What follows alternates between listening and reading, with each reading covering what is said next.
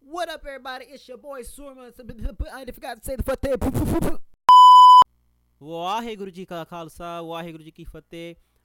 What's up? It's your boy Surma Singh, and I just want to let you know that in that moment I was not digging out a wedgie. I was simply scratching my leg. As you can see today, I'm showing you how I tie my dumala. As you can see, I'm showing you my hair, how my kanga is situated in the back. And without further ado, I think I'm just going to start putting it on my head. Oh, I'm going to do it again. Okay, so you can actually see where the kanga is.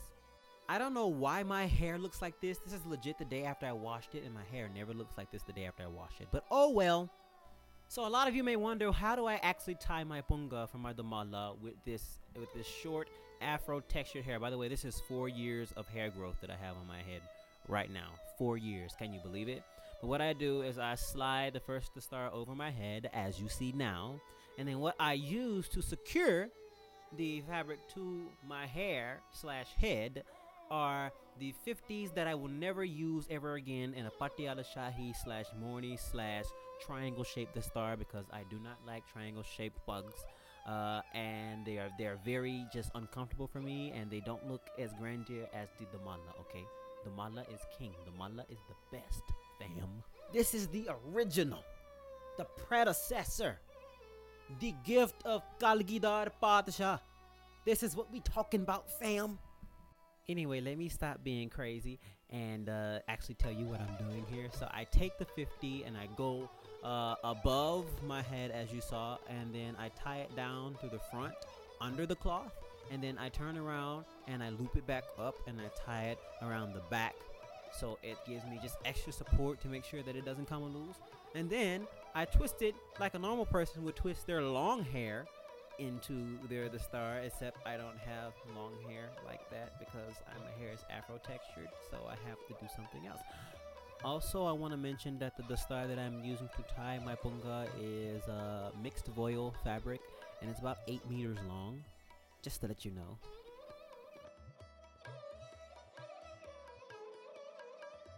Then I bring the fabric up to the front, and I kind of do the same thing that I did. I twist it up again. Hopefully I know which way I'm twisting it, because apparently in the video I don't know which way I'm twisting it. So now that I know I have it the right way, what I do is, after that, I'll just start wrapping it around again, and then I'll actually start forming my punga / under the star, is what people like to call it in English.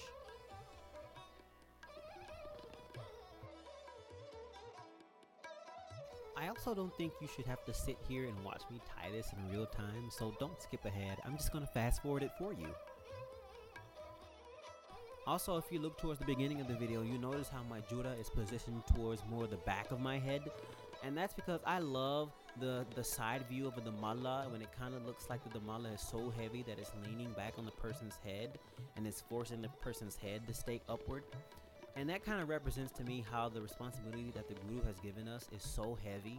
We don't have an option but to keep our heads up and to be optimistic about these things, because, honey, Khalsa Raj is coming, and you know it. Okay?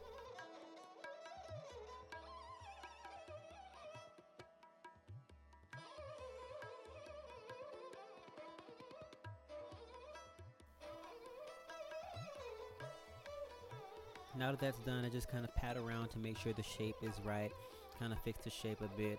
The outside appearance of this punga doesn't matter because it's going to be covered, but we just want to make sure that the shape is right, because that really does matter. Next, we're going to take this, again, a mixed voile, the star that's probably about 6 meters long, and I'm just going to add extra support. And also what I do with the star is I kind of cover my ears, because I have ears that stick out. And it's super hard to keep your ears that stick out down when you only have one layer of cloth over them.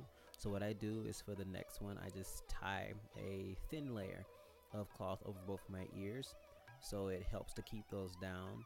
And then what I do with the rest of the fabric is I just smooth out the shape of the actual under the star, and then I add on the next layer.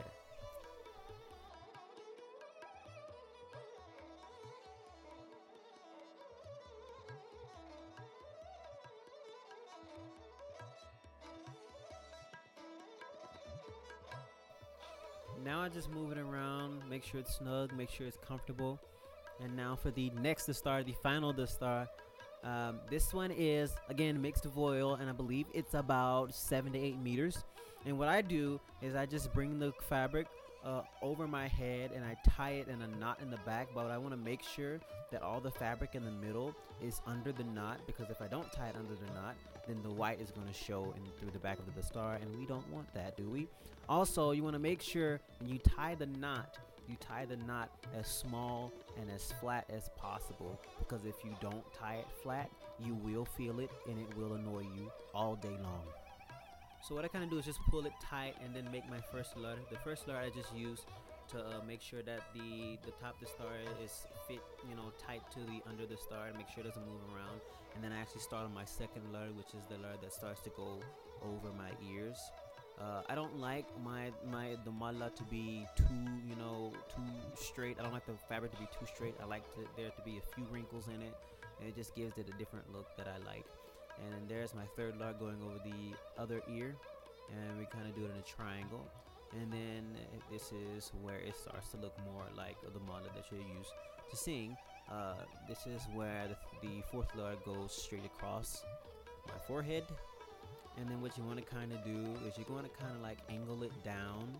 The way I do it, it's kind of like tying a patela shahi pug or any other pug that uses a side-to-side incline type method to tie, except that with the dumala, it's not side-to-side, it's front-to-back. So what I normally do is with my first letter, I kind of start high in the back, and then I come down and cross my forehead.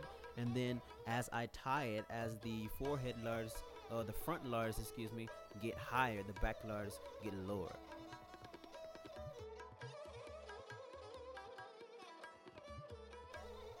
Also notice the higher I get with my front letters, the more the curvature of the fabric starts to increase, because we want to give it that really nice, round look to it.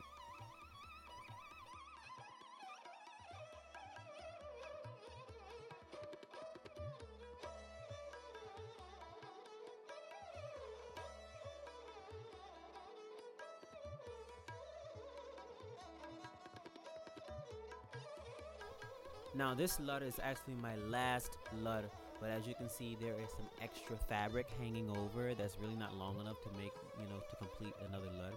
So what I kind of do is I just bring it up way over the top, on the top of my dumala, and just kind of tuck it in on the other side, and it practically looks invisible. And there you have it, how I tie my dumala. I'm gonna give you a front view, 2 side views, and a back view. Thank you guys so much for watching. Be sure to like, comment, and subscribe, because that's what you do. Waheguru Ji Ka Khalsa, Waheguru Ji Ki Fateh.